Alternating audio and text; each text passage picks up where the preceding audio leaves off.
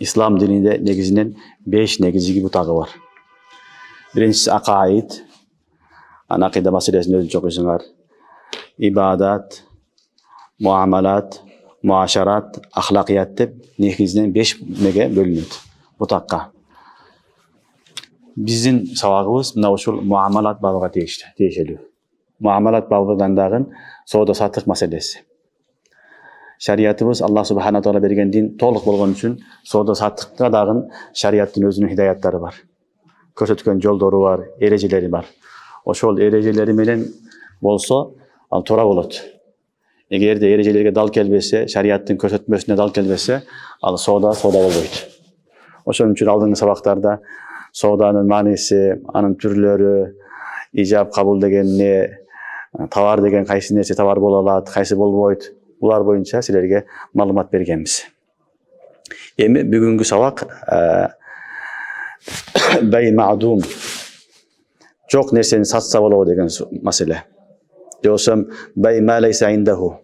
Байынын сатуучунун алдында жок нерсе, товары жок, бирок ошону сатса, сатып алса болобу деген маселе турат. Буну да шариатта өкүмдөрү бар. Кээ бир сүрөттөрүндө жайыз, кээ бир сүрөттөрүндө нажайыз болот. Негизи эле шариатта бай маъдум жок нерсени сатканга уруксат бербейт. Шариаттын өкүмү ушундай. Ал нерсе жокпу, сата албайсың. Сене товар болуш керек. Сатуучуда биринчи товар болуш керек. Ошол товарды сатат ал. Анан жок товарды кантип сатат? Сата албайт. Ошон үчүн шариатыбыз товарың болсун, ал товар халал болсун, шариатта зи кыйма, кыйматы бар болсун, ошону сатсаң болот дейт. Жок товар сатканга уруксат берилбейт. Түшүнүктүбү? Эми эгерде бир нерсе хакыйкатан жок болсо, же урфан жок болсо, шариатыбыз айтат, аны сатканга уруксат берилбейт дейт. Хакыйкатан жок, кээ бир учурда хакыйкатта бар, бирок урфан жок деп эсептелинет. Ал сүрөттөрдө дагы эмне кылганга болбойт, ал товарды сатканга, сатып алганга болбойт. Албетте эки сүрөтү бар, истисна болгон сүрөтү бар эки. Биринчиси истисна, экинчиси байсалам. Байсалам менен истисна деген сооданын түрү бар. Аларда жок нерсени сатып алса болот. Азыр муну дагы акырында айтабыз. Аларда жок болот. Байсаламда ал нерсе жок. Истиснада ал нерсе жок. Бирок аларды соода кылса, сатып алса жайыз. Түшүнүктүбү? Ошон үчүн эң биринчи шариатта ошол товар бар болуш керек, халал болуш керек, анан сатыш керек. Эгер товар жок болсо, халал болбосо, аны сатканга уруксат берилбейт. Мисалы үчүн, силердин бир багыңар бар. Багыңарда мөбө жемиштер бар. Алма, өрүк, шабдал, башка нерсе бар. Бирок гүлдөй элек, эчтеке боло элек. Эртең менен жаз келгенде эле сатып жибердиң бакты. Мына ушул бактагы алмаларды сага саттым дедим. Ал бүжүрлөгөн жок, гүлдөгөн жок, эчтекеси жок. Ушул соода болдубу, болбодубу десе, шариатыбыз соода болгон жок дейт. Себеби ал жок нерсе. Ал гүлдөгөндөн кийин, бүжүрлөгөндөн кийин канча алма алат, канча өрүк алат, ал пышабы, пышпайбы, кандай болот, Алладан башка эч ким билбейт. Ал товар жок нерсе. Ошон үчүн сатканга болбойт аны. Аны сатканга болбойт. Байсалам деген маселеси бар, ал өзүнчө келет, аны кийин айтабыз. Мисал катары айтып атабыз, эгерде жок нерсе болсо, мисал даракта мөмө жемиш жок, эчтекеси жок, сатып жиберсең, ал соода эмес. Себеби сен жок нерсени саттың. Бул эмне болду? Хакыйкатан жок нерсе болду. Же болбосо, урфан жок болот. Мисалы, сен айттың, мынау койдун, же мынау уйдун желинин ичиндеги сүтү сага саттым дедиң. Саттым дедиң. Шариатта буну урфан бай жок болбойт, маъдум деп айтылат немени, товарды. Себеби үрфтө буну сүт деп эсептелбейт. Сүт качан болот? Аны саап, идишке салгандан кийин. Ага чейин ал сүт эмес. Анын ичинде турат, бирок сыртында жок. Ошон үчүн мынау койду сага саттым, мынау сүтүнү, сага 1 килограмм сүтү ушуну саттым десе, шариатта жок болбойт. Мына уйду сага саттым, уйдун немесине, сүтүнү. Ичинде турат желинде десе, шариат айтат жок дейт. Анын жайыз жолу уйду сайысын, же болбосо койду сайысын, саагандан кийин алып чыгып сатасың. 1,5 килограмм болобу, 1 килограмм болобу, аны сатасың. Аны ошол жерден сатам десең, шариат айтат, бул урфта жок нерсе болчу, ошон үчүн сатканга болбойт дейт. Дагы бир мисал бирөө айтат, сага мага зайтун майы керек десең, зайтун сатып атат. Ушул зайтундун ичиндеги майын сатып атам сага деп атат. Аны сен сыгып чыгарып алышың керек. Ал май болбойт. Эми шарият эмне дейт буну? Урфан бул мабий жок. Ал качан сыгылып чыккандан кийин, идишке куюлгандан кийин эми сатылат ал. Ага чейин сатканга уруксат берилбейт. Ошондой эле бирөө айтты, мага пахта май керек деди. Же семичке май керек деди. Бардыгы ошондой. Пахтаны өзүң берип кой сага мына. Сага эмне? Ушул майын саттым деп жок. Семичканын май деп атат. Жок. Семичка майды качан сатасың? Семичканын майыны чыгаргандан кийин сатасың. Семичка менен берип эле майын саттым десең айтат жок, ал семичка башка, май башка деп айтылат. Ошон үчүн товар бар болуш керек. Түшүнүктүбү? Урфан же хакыйкаттан бар болуш керек. Же болсо мүрфтө да жок, хакыйкатта жок болсо товар, ал товарды маъдум дейт. Жок нерсени соода кылганга болбойт. Шарият уруксат бербейт. Мисалы, ашкабак, дагы бир мисал, ашкабактын данын сатып атасың ичиндеги данегини. Ашкабактын өзүн сатып туруп, мунун ичиндеги данеги десең болбойт. Ашкабакты өзү сатсаң мени сата бер. Бирок ичиндеги данегини десең, данеги барбы, жокпу, канча чыгат, бүт бардыгы мажхул, билинбейт, белгисиз. Ошон үчүн бул эмне болот? Жок нерсе. Аны чыгаргандан кийин кесип алдың, ичинден данегини алып чыктың. Эми сатсаң болот эми. Ага чейин болбойт, себеби буну урфан жок дейт. Же болбосо бир койду көрсөтүп туруп, мына койдун терисин сага саттым дедим. Же койдун куйругун сага саттым дедиң. Сой элексиң али, сойгон жоксуң. Бул эмне болду? Урфан маъдум нерсе, жок нерсе. Ал соода болбойт. Анын жолу койду сойгондон кийин терисин чыгарып алып, андан кийин сатсаң болот. Сойгондон кийин куйругуну бөлүп алып, ана сатсаң болот. Ал эми ошол эле турган учурунда сатканга уруксат берилбейт. Ошон үчүн шариятыбызда бай маъдум дейт. Жок нерсени хакыйкаттан жок болуш мүмкүн, же урфан жок болуш мүмкүн болгон нерселер сатканга уруксат берилбейт. Ал бай эмес. Бай үчүн товар мындай туруш керек. Көрүнүш керек. Бирөөнүн мүлкүндө, кабзасында болуш керек. Анан бирөө алып, экинчи мүлкүнө өтүш керек. Мен саттым, сен алдың. Ошол бай болот. Бул жерде антып алыш мүмкүн эмес. Ошон үчүн шариятыбыз буга уруксат берилбейт. Эми бай маъдум деген түшүнүңөрбү? Жок нерсени сатуу деген товар. Бирок кээ бир учурлар бар, айттык. Биринчиси истисна, экинчиси салам. Дагы бир маселе бар. Байл истижрар деген. Бунда дагы жок нерселер болот, бирок аларды сатып алса болот. Аларды бай кылса боло берет. Өзү жок, бирок бай болот. Бирөөсү байл истижрар.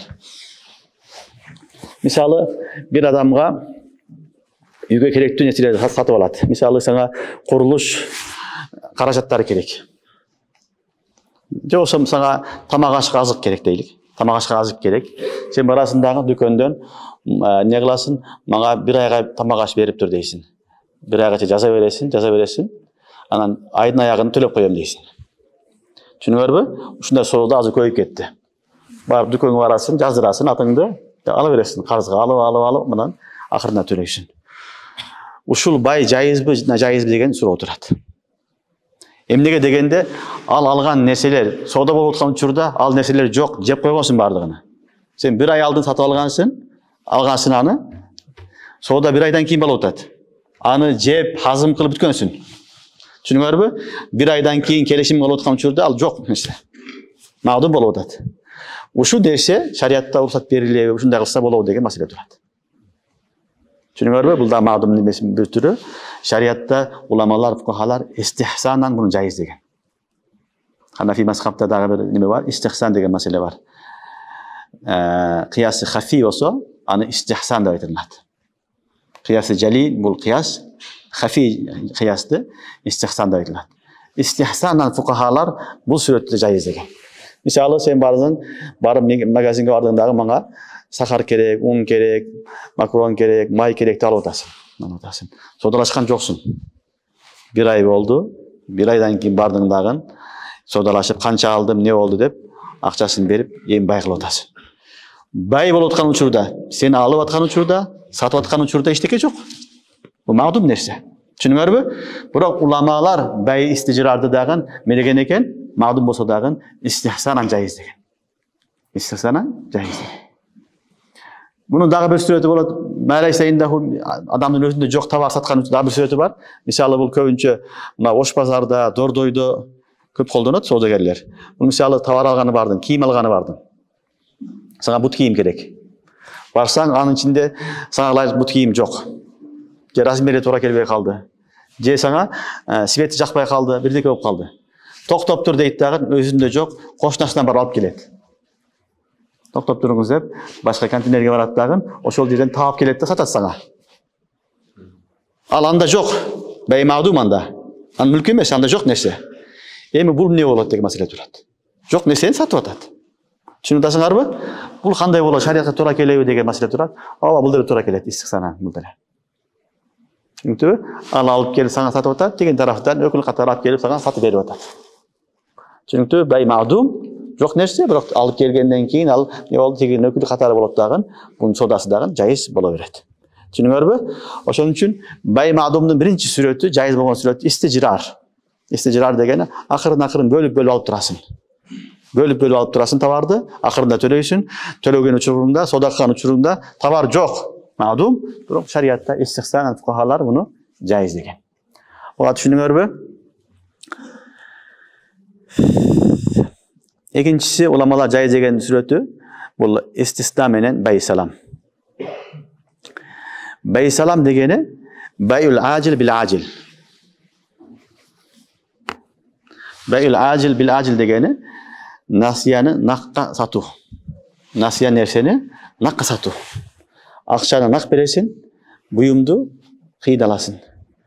Байсалам ушуну айтат. Байул ажил бил ажил. Түшүнүңөрбү? Насияны накка сатып алууду эмне экен? Байсалам деп айтылат шариатта. Бул байсаламдын шарттары бар, түрлөрү бар. Байсалам боюнча дагы өзүнчө бап келет иншалла. Анда өзүнчө окуйбуз. Эртең кыскача силерге маалымат берип атабыз. Байсаламды дагы не болот? Байсалам кылганда, мисалы сен базарсындагы бакка барып туруп, паланчы адам менен сүйлөшүп, кеңешип, мына ушул бак сатып алдым мен, өрүгүн сатып алдым дейт. Баткенде көп болот бул өрүк маселеси. Анан сатат. 100 өрүгүм бар, ушунчага бааладым деп сатып беришет. Бул байсалам кылат, мага 2 айдан кийин, 3 айдан кийин чыккандан кийин бересиң деп келишет. Түшүнүңөрбү? Бул деле вада кылып аткан учурда, соода учурунда жок болот, бирок истихсанан уламалар муну дагы жайыз деген. Бул дагы эмне? Жайыз сүрөттү. Уламалар муну дагы жайыз деген. Бул хилаф кыяс, бул өзү жайыз. Негизинде бул жайыз болуш керек. Бунун шарттары бар.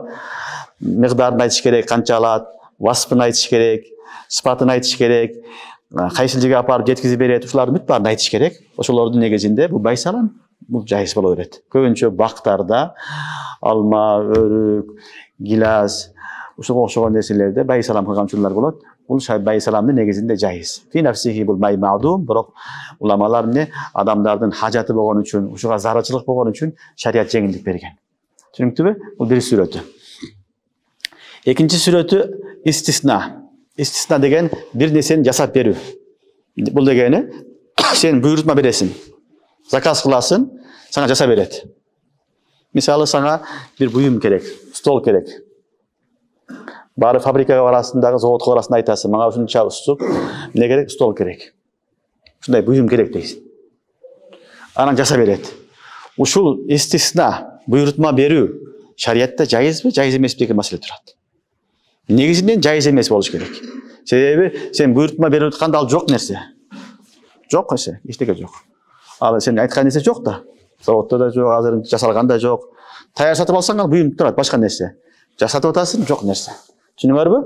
Финапсиги жайыз болуш керек. Бирок уламалар бул дагы адамдардын зарылчылыгы болгон үчүн, хажаты нас болгон үчүн уламалар бунда жайыз деген. Буюм жок, бирок сен заказ бересиң, буйрутма бересиң, эми сага жасап берет. Бул жайыз. Дагы бир жакшы мисал, бүгүн көбүнчө мынау немелер, үй салган курулуш иштеген багыттагы адамдар көбүнчө ушундай кылат. Сен үй алганы барасың, бартер алам дейсиң. Үй алам дейсиң, барсаң көрсөтөт сага, мынау жерден таза жер турат. Эми казылып атат аны, котлован. Бирок сага 10-чы этаж сатып атат. 10-чы, 5-чи этаж сатып атат. Бирок ал жок. Жөн эле сага проект көрсөткөн. Мынча квадрат болот, мынча болот. Мынча жери, мына оң жагында, сол жагында, мына подъезд, мына силер деп айтат. Бирок жок ал нерсе. Эми ушул жайызбы, же жайыз эмеспи деген сүрөт турат. Ушулар бардыгы бай мадумга тиешелүү маселелер. Түшүнүңөрбү? Эми биз баягы товар бар болуш керек деген эрежени ала турган болсок, бул бай болбош керек. Жок нерсени сатып атасың сен, хаваны сатып атасың. Түшүнүңөрбү? Бирок уламалар хажатун нас адамдардын зарычылыгы болгон үчүн жеңилдик бериши бунда жайыз деген. Истисна барасың, барып келишим кылып, омна кылып, мына ушунча экен, ушунча квадрат экен, мага ушул жерден бересизби деп эки адам келишим кылат, соода кылат, шарият уруксат берет. Бул не болду? Бай соода дурус болду. Соода сатып дурус болду. Түшүнүңөрбү? Ошон үчүн бай неден мадум жок нерсени сатуудан 3 маселе истисна болуп атат. Бай салам, истисна буйрутма берүү, үчүнчүсү эмне экен? Бай истижрар. Бөлүп товар аласың да акырында төлөп коесуң. Түшүнүңөрбү? Мына 3 маселе бул истисна сүрөтү. Бунда не уруксат берилет? Калган сүрөттөрүндө товардын болушу шарт. Товардын бар болушу шарт. Эгер товар жок болсо, сатылган буюм жок болсо, анда ал соода болбойт. Алхамдулилла шариятыбыз ушундай нерсе, ушулардын бардыгын иликтеп өкүмдөрүн айтып койгон. Бул шарият гана айта алат буну. Башка мизам, башка эме айта албайт буну. Буну акылда жетпейт, башта да жетпейт, түшүнбөй да калышы мүмкүн. Шариятыбыз ушинтип эмне кылат? Иликтеп, буну унуткансаң болот, буну унуткансаң болбойт. Неге десе, неге деген себептерин дагы айтып кетет. Демек эмне болду? 3 сүрөт истисна болуп атат. Бай истижрар, бай салам жана истисна буйрутма берген сүрөттөрү. Бул сүрөттөрдө товар жок болсо деле эмне кылса болот? Сатса болот. Албетте истиснадын сүрөтүндө нау, мигдар, васфтарды айтыш керек. Мисалы, бирдеке жасатканы буйрутма берсең, аны канча көлөмдө аласың? Көлөмүн айтасың. Анын васфын айтасың, сыпаты кандай болсун? Сапаттуу болсунбу, орточо болсунбу, жогору болсунбу? Аны айтасың. Анан канча вакытка? Аны айтасың. Бул эми өзүнүн ички шарттары. Түшүнүңөрбү? Истиснанын ички шарттары. Алар дагы эске алынат. Канчадан аласың? Кыймат баасын дагы чечип алыш керек болот. Эми ошол буйрутма берген учурда сен буйрутма бердиң сатуучуга, заказ алган адам ошол ишти баштай элек болгон болсо, бул бай гайры лазим. Ал соодан баштаган жок. Баягы буйрутма бердиң, сен айткан нерсени баштай элек. Жасап сага бере элек. Баштаган жок. Түшүнүңөрбү? Бул сүрөттө бай гайры лазим болот. Бул деген сөз акыдейн эки соода кылуучу бузам десе акысы бар бузган. Бар буйрутма бердиң, мага ушундай немеден, китептен же ушул нерседен канча керек дедиң? 100 керек деп айттың. 100 дана керек деп айттың.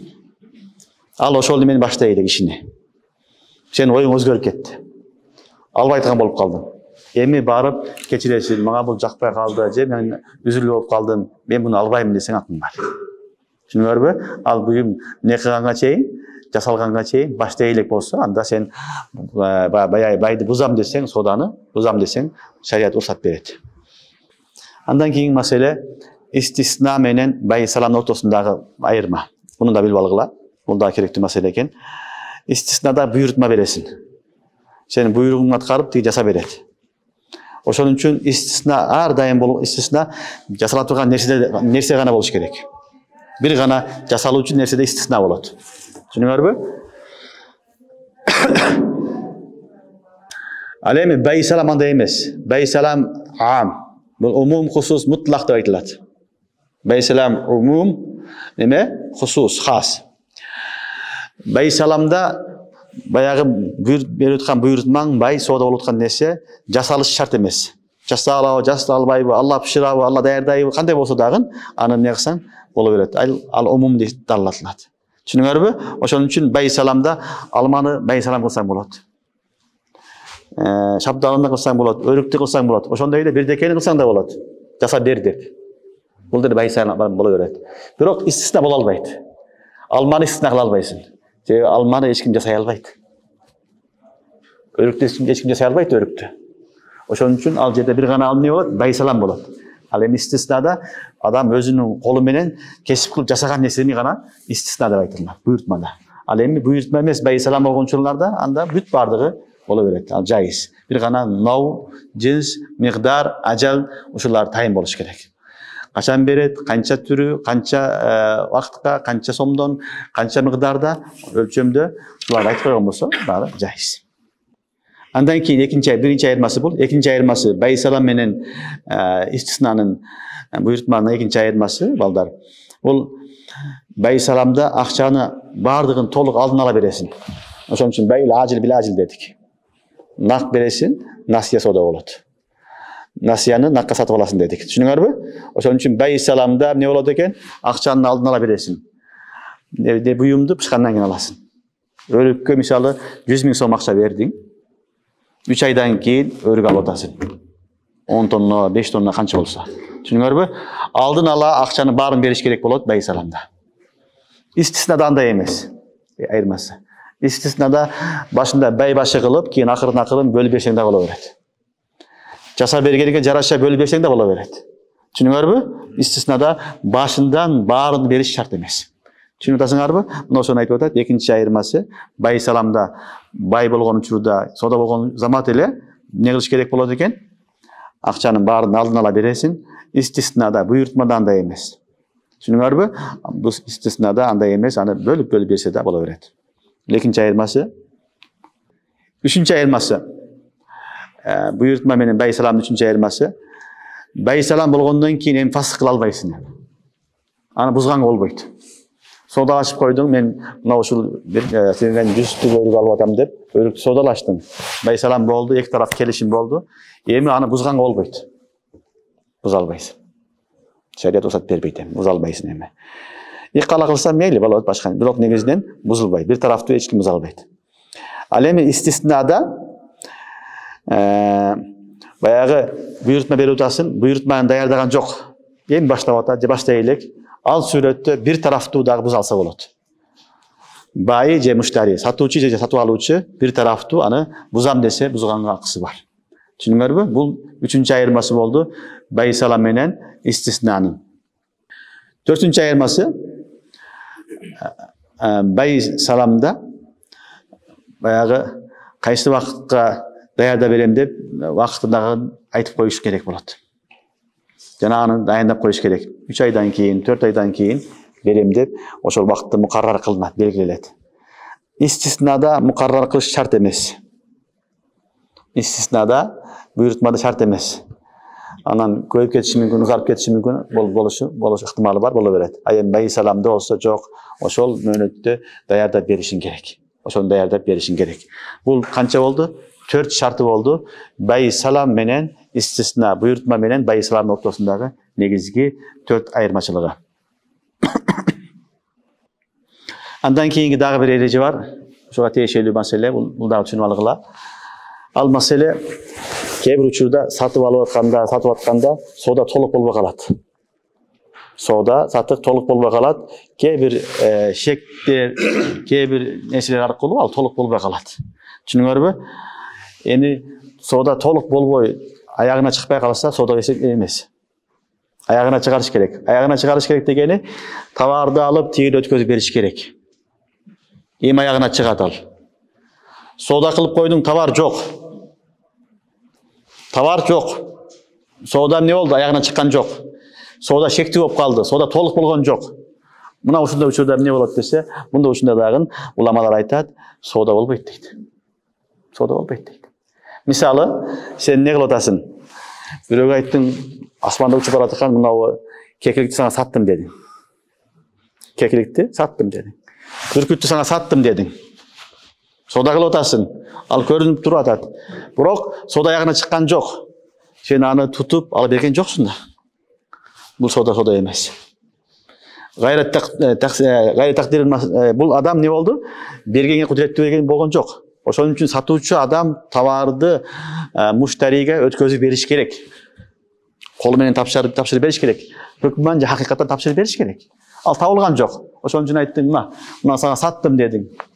Кантип алат аны? Же болсо базарга бардың да, токойго алып бардың дагы тоого. Топозду көрсөтүң дагы, мына топозду сага саттым дедиң. Тапшырган жоксуң. Топозду алып тута албайт мисалы. Качып кетет. Tutulbaşı mümkün, жылкы tutulba калышы мүмкүн. Ушундай учурларда аны сен өткөзүп бербесең бай болбойт. Акчаны алып кетип калдың, тиги кууп жүрөт, жеткен жок, таппай калды мисалы. Шариятта аны соода деп эсептелбейт. Түшүнүңөрбү? Misалы, жобосом айттым, мынау жылқының içinde баласы бар. Uyдun içinde balası var. Şu balasını sattım sana dedi. Olam gayrı makturut taslim. Bay толық болған жоқ. Ал жылқы туабы, туса тирик болобу, болбойбу, эмне болот Кудай билет аны. Же жөн эле ишип калганбы, бай басып кеткенби билбейбиз да. Ошон үчүн ал соодадагы болбойт. Соода эмес ал. Же болбосо сага айтты, дарыяга алып келди дагы, "Mo балык сага саттым" dedi. Balıktı. İzeysin, kayırma salasın, tor salasın, oturasın, balık yok. Şariat yok deydi. Ruhsat bolmaydı deydi. Bay sooda ayağına çıkkan yok. Kayra aytın. Ayağına çıkarış için ne kılış gerek? Tavardı tapşırıp beriş gerek. Bunun caiz yolu ne? Aytабыз, tavar tapşırıp ber. Misalı sen balık yegen bardın, hazır beler körüp ketti, fareli der başkalar, balık yegen geldi, barsan, tutup al dedi. İçindeki kölçök. Tutup alasın. Al makturut taslim. Аны алса болот. Al soda caiz. Salasın. Кичинекей нерсе, аны алып алыш мүмкүн. Андан не болот? Сода жайыз. Же болбосо ошол кекиликти капазда сага берип атат. Капаздын ичинде. Мына деди. Капаздан колуң салып алып аласың аны. Анда сода болот. Асмандан учуп жүрсө эле, дарыяда чомулуп жүрсө эле, анан сатып берген, рұқсат берилбейт. Ошон үчүн эгер бай толук болбой калса, сода аягына чыкпай калса, ал содадагы сода эмес. Түшүнүңөрбү? Соданын аягы эмне? Товарды тапшырып өткөзүп бериш керек, анан сода болуп эсептелет. Демек эмне болду? Бүгүнкү сабагыбыз бай магдум боюнча болду. Жок нерсени сатканга уруксат берилбей шариятта. Товар алдында болуш керек. Албетте кээ бир сүрөттөрдө адамдарды эске алып, адамдардын зарылчылыгы болгон үчүн шариятты жеңилдик кылып, 2-3 сүрөтүндө уруксат берген. Истижрар жана бай салам, жана бай истисна сүрөттөрү булар жайыз. Буйртма берүү, акырын тартып алып келип колдонуу жана бай салам кылуу булар жайыз. Андан башка сүрөттөрү нажайыз. Андан кийин соодада шектүү болуп калса, соода аягына чыкпай калган болсо, ал соодадагы болбойт. Ошон үчүн соода толук болуш керек, шектүү болбош керек. Ал деген сөз, сатып аткан товарды сатуучу экинчи тарафка кардарга өткөзүп бериш керек. Эгер өткөзүп бербей калган болсо, ал соодасы да соода болбой калат. Мына ушул бүгүнкү сабактагы негизги эрежелер. Ушуларды түшүнүп алсаңар, иншалла, көптөгөн байларды, көптөгөн жүзияттарды өзүңөр чечип аласыңар. Субханакаллахумма ва бихамдика, ашхаду ан ла илаха илля анта, астагфирука ва атубу илейк.